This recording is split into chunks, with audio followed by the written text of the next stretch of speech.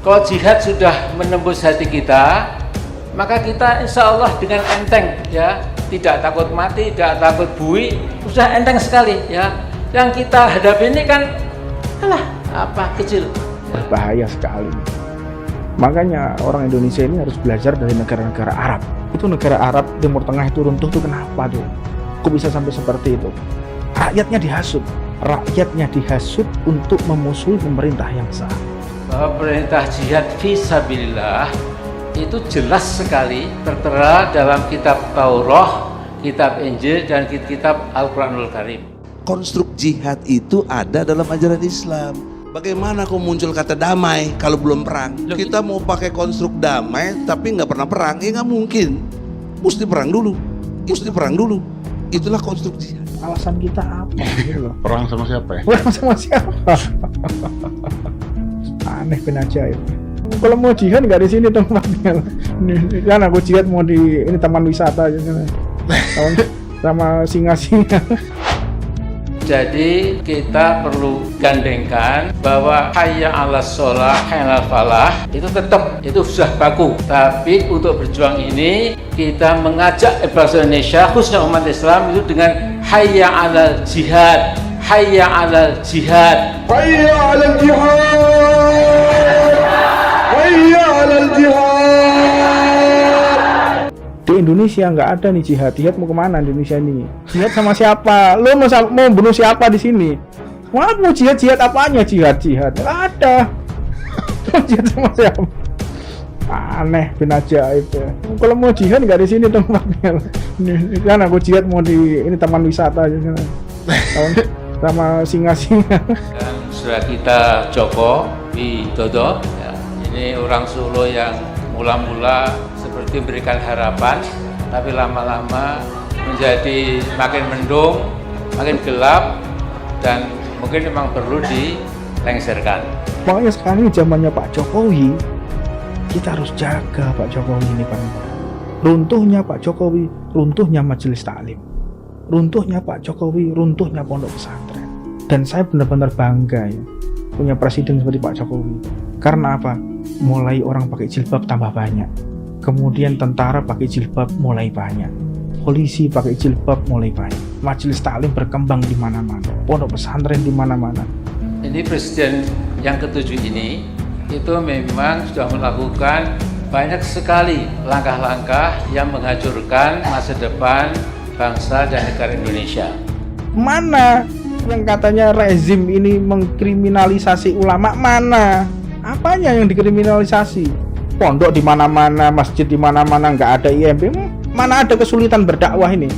Kalau DPR, DPD, MPR sudah ngelosor, sudah tidak mau angkat kepala lagi, betul-betul mengkhianati rakyat yang telah memilihnya. Kemudian saudara kita Joko Widodo. Ya saya pro pemerintah. Jelas ini. Udah ya? jelas, Ini saya pro pemerintah. Salah benar saya bela pemerintah. Udah jelas Udah ini. jelas. Ini kata-kata langsung ya, Pak. Langsung Gitu ya? udah. Sampai dikatakan Rasulullah, jika pemerintah kalian datang dengan membawa cambuk, kalian dicambuk, kalian tetap harus taat kepada pemerintah. Itu ucapan Nabi, bukan kebijakan saya, kebijakan Rasulullah. Kalau Anda mau mengkritisi kebijakan ini, Anda keluar dari Islam. Kita ini figur kita ini siapa? Figur kita Nabi nggak begitu. Figur kita Nabi yang lain, Nabi Muhammad nggak begitu. Nabi yang lain, apakah ada Nabi yang lain? Mengkritisi pemerintah, menasehati pemerintah dengan cara-cara kasar.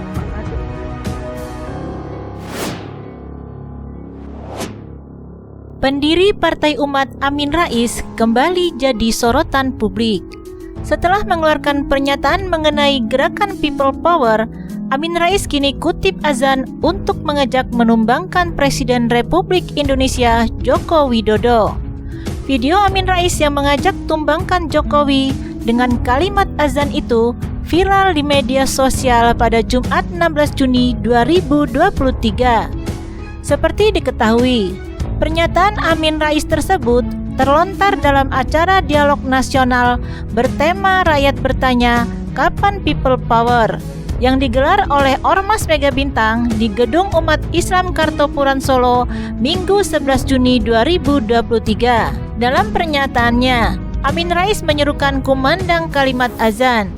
Kalimat azan hayya 'alal falah, kata Amin Rais, bisa diubah dengan hayya 'alal jihad. Amin Rais mengutip kalimat itu untuk mengajak audiens melengsarkan Presiden Jokowi. Bahkan Amin Rais menyebut kata hayya 'alal jihad itu bisa dikumandangkan di saat subuh dan zuhur. Kalimat azan hayya 'alal jihad, kata Amin Rais, jadi kode perjuangan lengsarkan Jokowi. Ia pun menyarankan agar azan gaya baru itu dikumandangkan saat subuh dan zuhur. Lengsarkan Jokowi, kata Amin Rais, bisa dimulai dengan kumandang azan hayya 'alal jihad. Menurutnya, dengan begitu bisa meredam rasa takut kepada rezim pemerintahan Jokowi. Namun, kata Amin Rais, azan tersebut dikumandangkan bukan dalam bentuk panggilan sholat karena hal itu haram. Dalam acara itu juga, Amin Rais mengeluarkan pernyataan mengenai gerakan People Power dalam acara dialog nasional bertema Rakyat Bertanya Kapan People Power yang digelar oleh Ormas Mega Bintang di Gedung Umat Islam Kartopuran Solo Minggu 11 Juni 2023. Dalam acara itu, Amin Rais menantang orang-orang yang menjadi intel untuk melaporkan kepada Presiden Jokowi bahwa politisi senior itu akan membuat gerakan People Power di Solo. Ini memang diperlukan People Power, melengsarkan Jokowi, kata Amin Rais. Dalam Undang-Undang Dasar kita itu ada di bab 1, pasal 1, berbunyi, kedaulatan berada di tangan rakyat dan dilaksanakan menurut Undang-Undang Dasar 1945.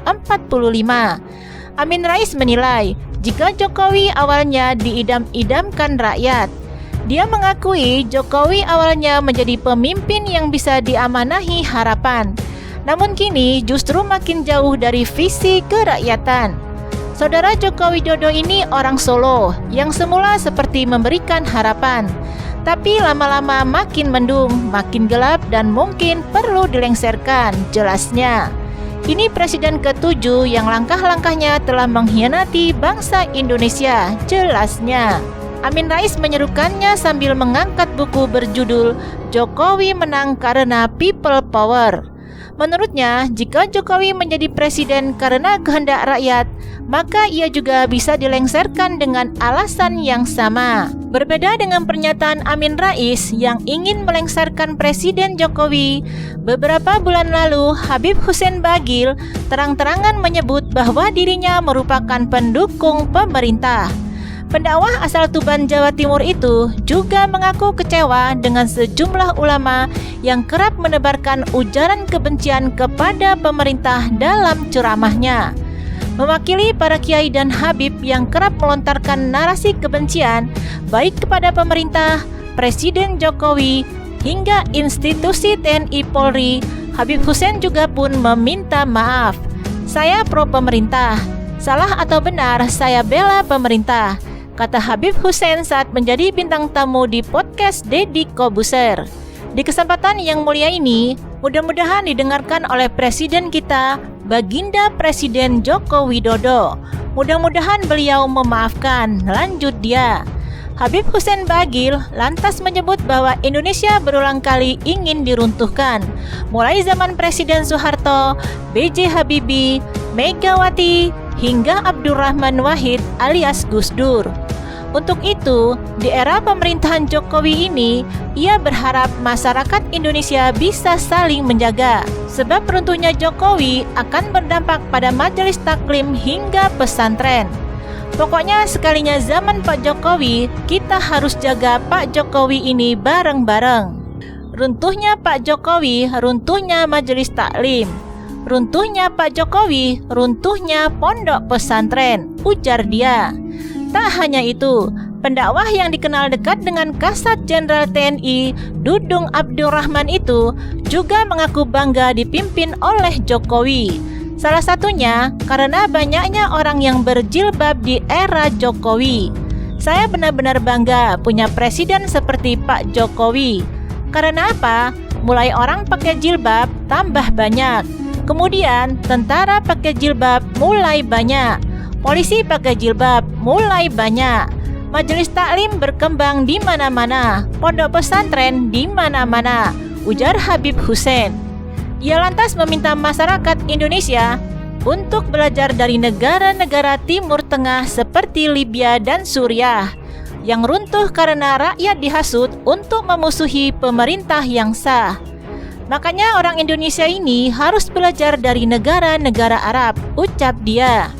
Ia lantas menyebut bahwa Nabi Muhammad sebagai manusia paling sempurna masih diancam oleh Allah Subhanahu wa Ta'ala jika berkata kasar terhadap umat. Habib Hussein juga mengatakan bahwa siapapun yang kerap berkata kasar tidak akan diterima oleh masyarakat, bahkan Nabi Muhammad sekalipun. Lantas, Anda ini pengikut siapa? Menggunakan majelis taklim untuk mencaci maki, untuk membuka aib, mengucapkan aib, menyebut namanya, kata Habib Hussein. Saat ditanya apakah dirinya tidak takut diancam karena dianggap membela pemerintah, Habib Hussein terang-terangan mengatakan bahwa dirinya pro pemerintah. Saya pro pemerintah, salah atau benar saya bela pemerintah, imbuh dia. Habib Hussein kemudian menukil sebuah hadis Nabi yang menyebutkan bahwa rakyat harus taat dan patuh pada pemerintah. Sampai dikatakan Rasulullah, jika pemerintah kalian datang dengan membawa cambuk, kalian dicambuk. Kalian harus taat pada pemerintah. Itu kata siapa? Kata Nabi, bukan kebijakan saya, kebijakan Rasulullah. Kalau Anda ingin mengkritisi kebijakan ini, Anda keluar dari Islam, pungkasnya.